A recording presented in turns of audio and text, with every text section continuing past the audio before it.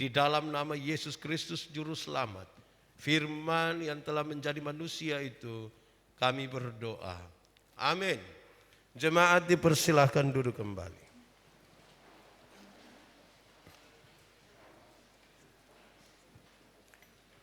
Bapak Ibu, saudara-saudara jemaat yang dikasihi di dalam Tuhan Yesus, Shalom.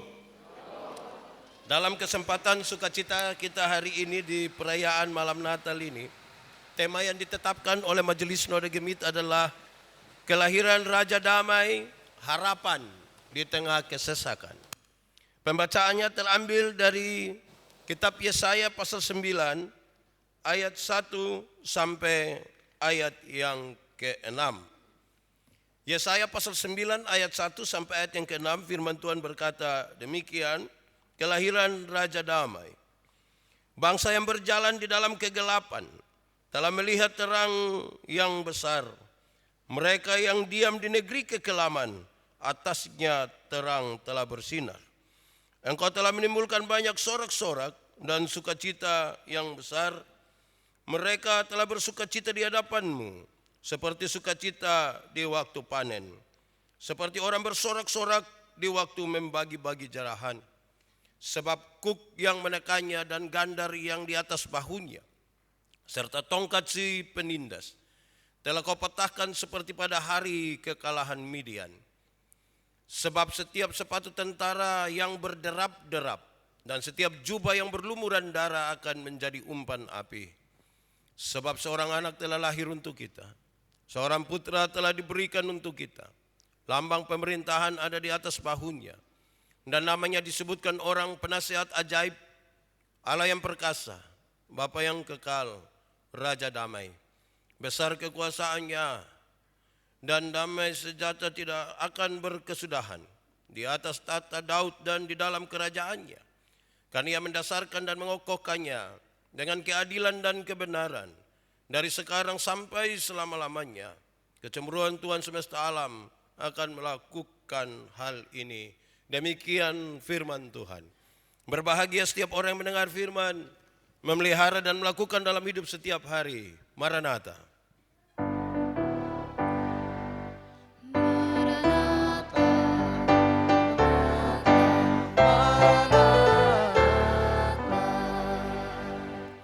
Bapak Ibu saudara-saudara, Shalom. Saya menyapa juga yang mengikuti ini di rumah. Shalom buat saudara-saudara semua. Dalam sukacita perayaan malam Natal hari ini, saudara-saudara, tema yang ditetapkan itu adalah kelahiran Raja Damai, harapan di tengah kesesakan. Berharap sekali bahwa setelah kita mendengarkan khotbah ini, bahwa di tengah-tengah kesesakan itu harapan tetap ada dan kita akan terus menjalani hidup ini bersama-sama dengan Tuhan. Karena ada harapan di tengah-tengah kesesakan pada waktu Raja Damai lahir, maka saya ingin memulai mengatakan, mari kita renungkan dulu saudara-saudara, apa sih sebenarnya penyebab dari kesesakan? Mungkin saudara sebentar merasa sesak oleh karena berbagai-bagai pergumulan. Ya, untuk sesak di kerumunan tidak lain kan, kita sudah jaga jarak. Tapi oleh karena berbagai-bagai pergumulan mungkin kita sementara mengalami kesesakan. Saya mengajak kita untuk merenungkan penyebab dari kesesakan. Saya mencatat saudara, yang pertama, kesesakan itu bisa disebabkan oleh karena keadaan. Keadaan seperti apa? Misalnya bencana alam. Bencana alam bisa buat kita merasa sangat ada dalam kesesakan. Bukan saja itu, pandemi COVID buat kita merasa ada dalam kesesakan. Sejumlah pergumulan lain karena keadaan bisa membuat kita ada di dalam kesesakan. Sakit di masa tua mungkin membuat kita kesesakan. Sebuah masalah dalam keadaan fisik kita yang terbawa sejak lama mungkin buat kita dalam kesesakan. Itu pertama, penyebabnya adalah keadaan. Tetapi juga yang kedua saudara, kesesakan bisa disebabkan oleh karena orang lain. Kita bisa mengalami sebuah kesesakan oleh karena orang lain. Mungkin saja ada yang sementara mengalami penganiayaan oleh karena kesewenang-wenang. Mungkin saja di antara kita sementara mengalami penindasan oleh orang-orang yang berkuasa di atas kita. Kadang-kadang kita tidak berdaya terhadap satu atau dua orang tertentu dalam keluarga. Kita merasa sangat tertekan dan itu menjadi beban buat kita karena orang lain. Tapi juga yang ketiga saudara, orang bisa merasakan kesesakan karena dirinya sendiri. Kadang-kadang sebenarnya tidak ada kesesakan, tapi kita pun diri yang mencari itu kesesakan. Yang hidup dalam kemabukan, terus waktu diperiksa dokter, waktu bagian dalamnya diperiksa foto datang, dia punya hati tinggal separuh. Separuh hati sudah pergi. Kira-kira menurut saudara dia senang, kok dia rasa tertekan itu? Itu dia cari sendiri. Orang yang hidup dalam foya-foya, dia mungkin akan berhadapan dengan sebuah kesesakan. Saya memulai khotbah ini dengan mengatakan penyebabnya. Supaya kalau saya dan saudara sementara ada di tengah-tengah kesesakan, kita bisa definisikan kesesakan yang kita alami hari ini. Itu lebih disebabkan karena apa? Oleh karena keadaan alam kah? Oleh karena disebabkan oleh orang lain? Atau justru kita menjadi penyebab dari kesesakan itu sendiri? Enak kok tidak saudara ketika kita tinggal dalam kesesakan? Jawabannya tidak enak sama sekali. Orang yang tinggal di dalam kesesakan tentunya tidak akan merasa damai sejahtera. Dia mungkin tidak akan rasa enak. Kenapa saudara? Saya mencatat bahwa mereka yang tinggal di dalam kesesakan itu, mereka seperti ada di dalam kegelapan. Mereka seperti ada di dalam kesuraman. Orang yang tinggal di dalam kegelapan dan kesuraman serta kesesakan, pasti akan merasa ketakutan. Orang yang sudah ada di dalam ketakutan, ingat saudara-saudara, ketakutan bisa mendatangkan dosa. Dan itu bahaya besar bagi kita. Sudah tinggal di dalam kesuraman, sudah tinggal di dalam kesesakan, mengakibatkan ketakutan. Ketakutan bisa mengakibatkan dosa, mendatangkan dosa. Kedua saudara-saudara, orang yang tinggal di dalam kesesakan, mungkin sementara di dalam kekecewaan. Siapa mau menikmati kekecewaan tiap-tiap hari? Tidak enak sekali kalau kita kecewa. Kenapa orang kecewa saudara? Orang kecewa seringkali disebabkan oleh pengkhianatan. Oleh karena dihianati, orang kecewa dan dia di dalam kekecewaan itu memang rasa tidak baik sekali. Kekecewaan ini kan soal perasaan. Dia bukan soal jasmani, soal lapar. Kalau lapar kan kita tinggal cari makan. Kalau kita kecewa mau pakai apa? Tidak bisa. Bahkan mempengaruhi tidur bangun kita. Ketiga saudara-saudara, mereka yang tinggal di dalam kesesakan, di dalam kesuraman dan kegelapan, kemungkinan besar mengalami sebuah kekosongan batinia yang serius. Kosong. Orang yang sementara dalam kesesakan, di dalam kesuraman dan kegelapan, mereka mungkin mengalami sebuah kekosongan batinia yang serius. Beberapa orang putus asa dan tidak mau berdoa. Beberapa orang bilang kepada saya, Pak Pendeta, kita berdoa tapi sama saja. Justru orang-orang yang tidak berdoa hidupnya justru malah lebih enak dan lebih dinikmati ketimbang kita. Yang terakhir saudara, orang yang tinggal di dalam kesesakan, kemungkinan besar mereka sementara ada dalam sebuah keadaan di mana mereka mencari kepada tempat atau berharap pada tempat yang salah. Saya ingin mengatakan begini saudara, ada orang yang ketika anak sakit atau orang-orang yang dikasihi sakit, kebutuhan paling mendesak adalah sembuh. Ketika orang ingin untuk sembuh, dia tidak peduli mau datangnya dari mana. Dia tidak peduli ini pertolongan ini datang dari jalan yang benar atau tidak benar. Yang penting sembuh, yang penting dia lolos, yang penting dia aman. Dan saudara-saudara, itu kenapa? Karena orang tinggal di dalam kegelapan. Orang tinggal dalam kesuraman dan orang tinggal di dalam kesesakan. Saudara-saudara, kalau kita baca Yesaya pasal 8 sebelum perikop ini. Yesaya pasal 8 itu menceritakan kisah yang luar biasa. Yang di dalamnya kita bisa memahami sejumlah hal saudara. Kenapa?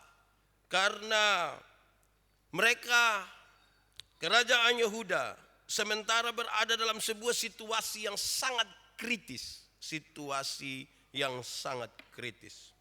Kerajaan Yehuda sementara dikepung dan diserang oleh kerajaan Asyur. Ini situasi yang bermasalah bagi mereka. Ini situasi yang sulit. Dulu saudara-saudara, kerajaan Yehuda dan kerajaan Asyur, mereka adalah sekutu. Mereka adalah teman baik. Kerajaan Asyur justru dijadikan sebagai pelindung bagi kerajaan Yehuda ketika mereka ada dalam berbagai-bagai keadaan. Kerajaan Asyur menjadi pelindung. Tetapi sayang saudara-saudara, bahwa kemudian kerajaan Asyur berbalik. Sekarang dia ingin menguasai dan merebut kerajaan Yehuda. Ini sesuatu yang bukan saja mengecewakan. Ini sesuatu yang cukup membuat kerajaan Yehuda menjadi ketakutan, saudara-saudara. Kalau orang bertanya, di manakah Tuhan pada waktu itu? Jawabannya adalah Tuhan Allah sudah menawarkan pertolongan dan perlindungan. Tuhan Allah sudah menawarkan pertolongan dan perlindungan. Tetapi sayang bahwa Raja Ahaz tetap ingin berlindung kepada Asyur dan bukan kepada Tuhan. Yang menarik adalah bukan raja saja yang ingin berlindung kepada Asyur, tetapi umat Israel pun juga ikut berpaling daripada Tuhan. Dan mereka lebih percaya kepada roh orang mati. Mereka lebih percaya kepada roh-roh peramal. Jadi secara singkat saya ingin mengatakan bahwa secara religius dan moral, saudara, mereka sementara mengalami sebuah kehilangan pegangan yang serius. Saudara bisa bayangkan kalau ada di tengah-tengah situasi kritis, karena sementara ada antara hidup dan mati, diserang oleh sebuah kekuatan yang dulunya paling diandalkan. Dan sekarang harapan mereka lebih ditujukan kepada roh-roh orang mati dan roh-roh peramal. Betapa mereka sementara mengalami sebuah kekosongan di dalam batin mereka. Secara religius dan moral mereka kehilangan pegangan. Mereka berjalan mengikuti keinginan mereka sendiri.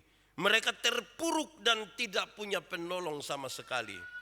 Itulah saudara-saudara yang membuat orang Israel di wilayah kerajaan Yehuda berada di dalam sebuah masa kesesakan, kesuraman, dan kegelapan.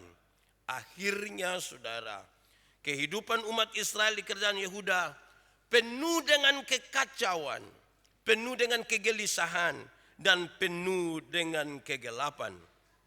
Dalam situasi seperti itulah kerajaan Yehuda menerima sebuah nubuat dari Tuhan Allah yang memberikan kepada mereka sebuah pengharapan yang luar biasa. Yesaya pasal 8 ayat 23, saudara. Setelah kita memahami itu dalam kondisi mereka yang ada di dalam kesesakan, kesuraman, dan kegelapan. Pembacaan yang kita baca hari ini, saudara, menurut pasal 9 ayat 1 sampai ayat 6. Tadi kita sudah melihat keadaan manusia. Sekarang kita melihat bagaimana Tuhan Allah menolong bangsa ini, saudara. Pembacaan tadi menarik karena memberikan catatan begini. Satu, saudara. Umat Israel telah berpaling dari Allah, tetapi Tuhan Allah tetap mengingat mereka. Umat Israel telah berpaling dari Allah. Dan mereka ada di dalam kegelapan, kesesakan, dan kesuraman. Tapi Tuhan tetap mengingat mereka. Kedua, kasih Allah lebih besar dari segala pemberontakan mereka. Mereka sudah berpaling dari Tuhan Allah, berharap kepada Asyur, berharap kepada roh-roh peramal dan orang mati. Tetapi kasih Allah lebih besar dari pemberontakan itu. Ketiga, saudara-saudara, Tuhan Allah tidak ingin meninggalkan mereka. Mereka meninggalkan Tuhan Allah, tapi Tuhan tidak mau meninggalkan mereka. Kenapa? Karena kasih-Nya yang besar. Kita membaca, saudara, bangsa yang berjalan dalam kegelapan akan melihat terang Tuhan yang ajaib. Yang ada di negeri kekelaman akan melihat cahaya baru yang membuat mereka berpengharapan. Waktu di mana mereka mengalami kesesakan, kesuraman, dan kegelapan, sekarang mereka dijanjikan terang itu. Terang Tuhan yang ajaib itu akan mengubah kesedihan mereka, akan mengubah ketakutan mereka menjadi sebuah sukacita yang besar. Dan ini yang luar biasa, bahwa Tuhan tidak meninggalkan umatnya. Saudara-saudara, di tengah terluka karena dihianati oleh kerajaan Asyur, umat Israel memperoleh penghiburan dan pengharapan dari Tuhan Allah. Tuhan menjanjikan datangnya Mesias yang akan menolong mereka. Hal ini membuat mereka bergairah lagi, membuat mereka semangat lagi, membuat mereka bangkit lagi, bahwa kehadiran Sang Mesias akan melenyapkan ketakutan, akan melenyapkan kekerasan, dan tinggallah cinta kasih dan perdamaian di antara mereka. Kira-kira begitu, saudara. Saya berharap saudara bisa memahami kenapa saya harus berkhotbah cepat. Itu penting itu, saudara. Nah, sekarang kita masuk di sini. Saudara-saudara, kita akan memberi jawab terhadap tema kita, kelahiran Raja Damai, harapan di tengah-tengah kesukaran, di tengah-tengah kesesakan. Tadi kita sudah lihat gambaran bagaimana bangsa itu. Dan saya kira gambaran-gambaran itu juga mungkin ada di antara kita. Mungkin ada di sekitar kita. Tetapi Tuhan tidak meninggalkan kita waktu kita baca teks tadi. Memang saya pernah bilang pada saudara, saya bertanya pada saudara, kenapa buah kelapa jatuh ke bawah dan bukan ke atas? Yang sekolah dong selalu bilang, karena gaya gravitasi. Yo, kalau sekolah berjawab begitu 100. Tapi ada jawaban yang lain yang lebih membuat kita melihat bagaimana Tuhan bekerja dengan luar biasa. Kenapa buah kelapa jatuh ke bawah dan bukan ke atas? Karena yang makan ada duduk di bawah. Tuhan ingat Tuhan toh. Bayangkan waktu Tuhan ciptain alam semesta, lantas Tuhan lupa ciptakan gaya gravitasi, semua kelapa ada di atas. Saya yakin kita mati. Tuhan tahu bahwa kita ada di bawah, dia ciptakan itu. Tuhan mengingat umatnya. Nubuatan yang kita baca tadi, saudara-saudara, sekaligus mengungkapkan identitas dari Mesias yang dijanjikan itu. Mesias yang membawa harapan baru, supaya mereka yang tinggal dalam kegelapan, yang dalam kesesakan itu, mereka sekarang mengalami gairah hidup lagi dan memulai hidup tidak dengan ketakutan. Saudara-saudara, saya ingin mengatakan dua hal awal sebelum kita masuk dalam refleksi ini. Pertama, waktu kita masuk 2021, dengan corona yang begitu luar biasa, menggelisahkan kita. Makin dekat di sekitar kita, bahkan mungkin di antara kita alami. Kita tidak tahu bagaimana menjalani tahun 2021. Kita cemas dengan hal itu. Di tengah-tengah kecemasan karena itu, kemudian di bulan April, kita dilanda lagi di Nusa Tenggara Timur. Sebagian besar Nusa Tenggara Timur dihantam oleh badai Seroja yang menghancurkan. Sejumlah orang telah putus harapan. Sejumlah orang merasa sudah tidak ada lagi pengharapan. Kita pesimis menjalani tahun ini. Tapi mari saudara lihat, hari ini kita ada di 24 Desember 2021. Sesuatu yang membuat kita terganggu dan sepertinya tidak bisa kita jalani, kita sekarang ada di hari ini. Tentunya karena penyertaan Tuhan. Ini hal yang perlu direfleksikan. Mungkin saudara pernah mengalami sebuah tantangan yang sangat serius dalam perjalanan sebelum hari ini. Tetapi saudara masih berdiri hari ini karena Tuhan menyertai saudara-saudara. Dalam situasi kesesakan, kegelapan, dan kesuraman, sejumlah hal tadi sudah digambarkan. Dan karena itu identitas Mesias yang kita rayakan hari ini kelahirannya diungkapkan dalam pembacaan tadi. Satu, dialah penasehat ajaib. Dialah penasehat ajaib, bahwa pada Tuhan Allah itu, pada Mesias yang dijanjikan itu, Mesias yang datang, yang hari ini kita rayakan kelahirannya, padanya ada roh hikmat yang melampaui segala akal dan pikiran manusia, Supaya mereka yang tinggal di dalam kesesakan. Orang yang biasa dalam kesesakan itu kan subuntu dia pemikiran. Dia tidak tahu mau dengar nasihat dari siapa. Dia pilih mamantu kasalah dia. Dia pilih dia pun kakak dong, dia juga perasaan. Dia pergi di sekitar orang-orang yang ada sebagai bagian persekutuan. Malah sejumlah orang omong-omong dia pun nama. Dan dia sudah buntu dengan itu semua. Pembacaan ini menegaskan sesuatu. Dialah penasihat ajaib. Mintalah nasihat dari dia yang datang itu. Mintalah nasihat dari Yesus Kristus Tuhan dan Juru Selamat. Kenapa? Karena roh hikmat Allah yang melampaui segala pikiran manusia itu, dia ada padanya. Mau minta nasihat, minta saja kepada Tuhan Allah. Minta kepada manusia ini baik, tapi kadang-kadang dia pun nasihat ini susah. Saudara-saudara, belum tentu orang yang tahu informasi tentang kita itu, saudara, dia peduli dengan kita, belum tentu. Saya mau tanya saudara, beberapa bulan yang lalu saudara pernah tahu berita bahwa Vanessa Angel kecelakaan dan meninggal, saudara tahu? Saudara sempat cari-cari informasi tambahan, tahu? Lalu malam-malam saudara pimete di sana, tulis buku, ada. Saudara kepingin tahu, tapi belum tentu saudara peduli dengannya. Saudara tidak tahu mau buat apa. Dan karena itu persoalan yang kita alami memang paling aman. Kita bertanya pada Tuhan, Pak Pendeta, Tuhan di mana supaya kita bertanyanya bisa jawab.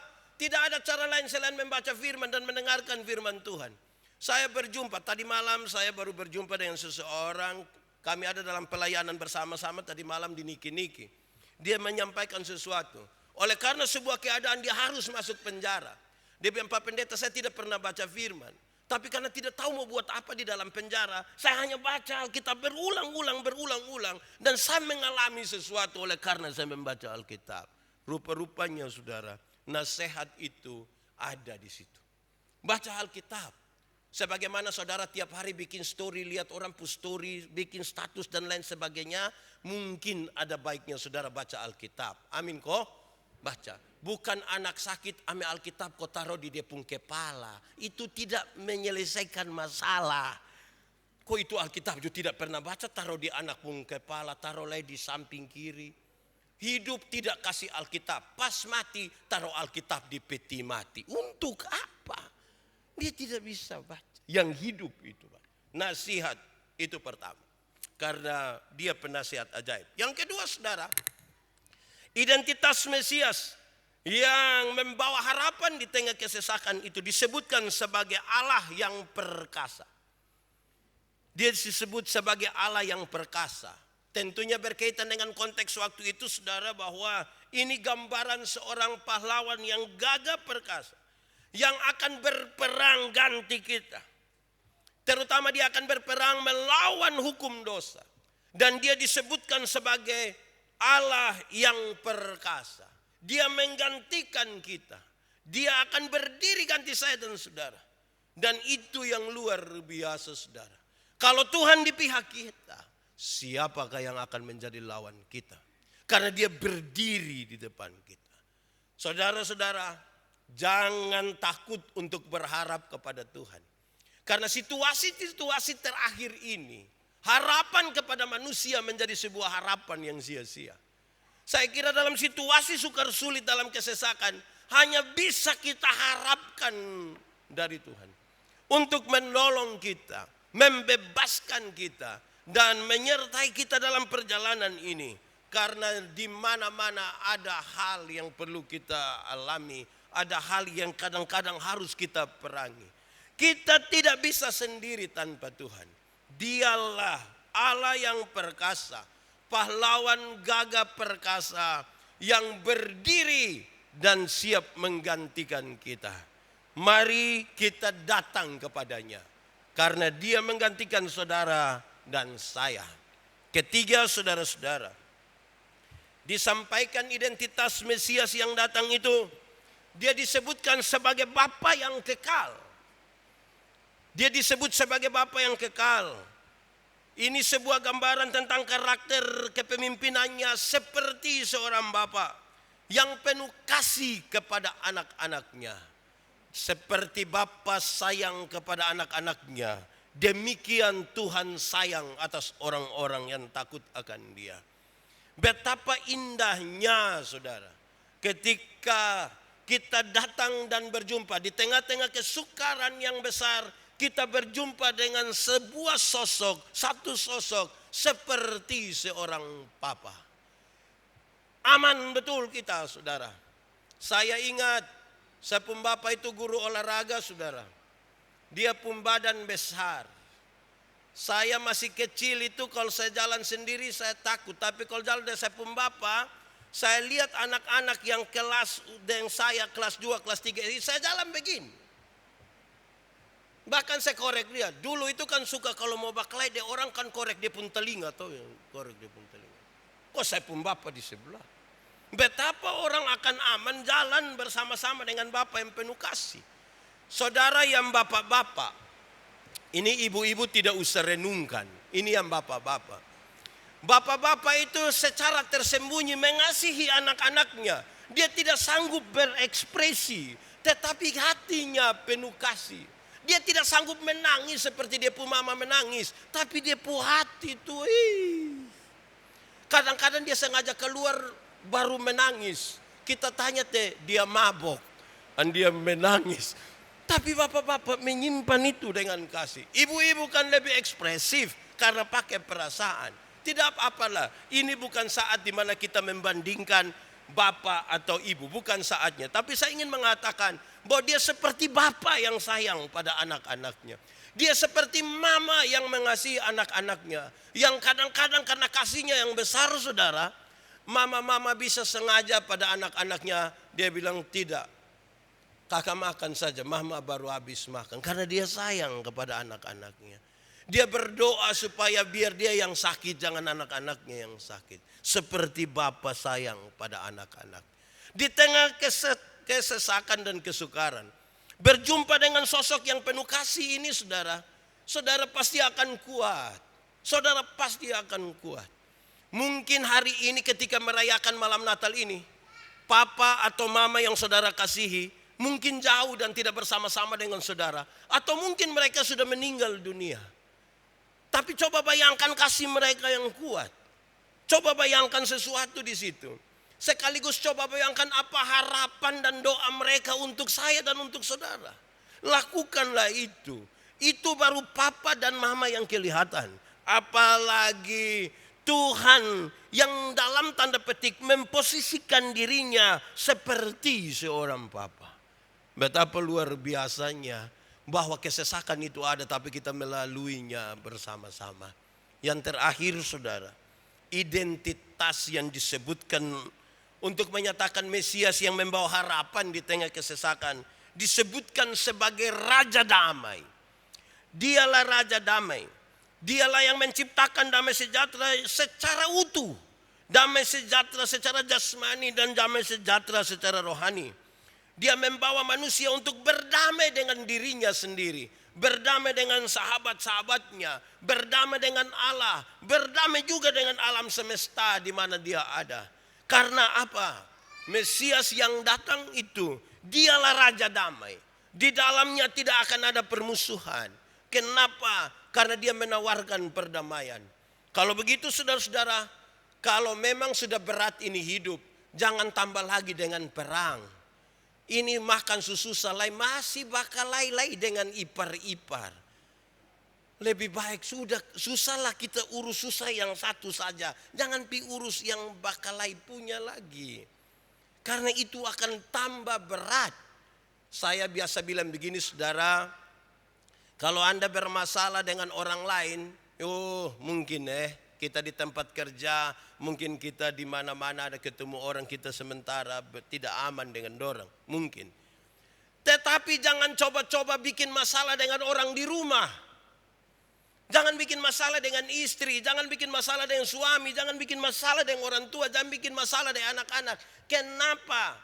Karena itu dia pun bobot masalah itu naik 2 kali lipat. Kalau saudara berkelahi dan tidak enak di kantor, di tempat kerja, saudara pulang ketemu istri anak kan bisa lupa tahan itu. Tapi saudara bayangkan kalau bertengkar dengan istri dan suami, bangun tidur dia pemuka. Sumu kalau kan dia rambut kan tasiram toh. Wih, itu saudara bisa bayangkan tidak enaknya tuh seperti apa. Kalau di kantor kan saudara akan bertengkar dengan orang yang pasti pi kantor rapi-rapi. Pasti siapa yang pi kantor pakai daster coba? Tidak ada kan. Dia pi pakai rapi-rapi sudahlah. Ini di rumah bangun tidur lihat dia. Makan pagi lihat dia. Itu berat. Berat saudara. Saudara bisa bayangkan oleh karena pandemi COVID itu sesuatu yang menonjol adalah karena pandemi COVID kekerasan dalam rumah tangga naik sedikit. Bukan naik sedikit, naik banyak. Itu kenapa? Karena tiap hari don dua balia tapi tidak ada cinta kasih. Balia tiap hari hanya akhirnya bertengkar. Jangan bertengkar dengan orang-orang di rumah Mari berdamailah karena dia yang datang itu Raja Damai. Supaya kalau ada kesesakan, susah-susah kita sama-sama. Senang-senang kita sama-sama. Ini refleksi bagi saya sebagai suami. Kami bapak-bapak ini kadang-kadang omong banyak. Tapi kalau ada masalah sedikit kami seorang istri yang maju. Pokoknya keluarga datang kita bilang, mapi kok omong teh.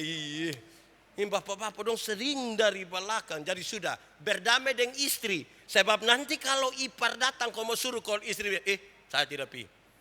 Saudara kan yang stres nanti toh. Karena itu berdamailah. Tuhan yang datang Raja Damai. Maka biarlah kita hidup dalam damai sejahtera. Yang dibawa oleh Sang Raja Damai itu.